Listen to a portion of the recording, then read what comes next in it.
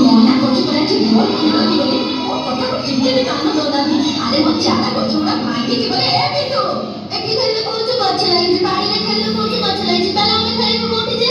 ଆରେ ଯାଉନ ସେ ସ୍କୁଲ ପଡିଆରେ ଖେଳିବ, ସେଠି କଣ ତମକୁ କିଏ ମନା କରୁଛି? ବୁଝିଲୁ ଆଇ, ତୁ ଜମା ପାଟି କରନା, ଆମ ବଲ ଜମା ବାଜିବନି। ଗଛ ଭାଙ୍ଗିଗଲେ କଣ ହେଲା? ଗଛରେ କଣ ଜୀବନ ଅଛି? ଆଉ ତ ଲଗେଇବୁ।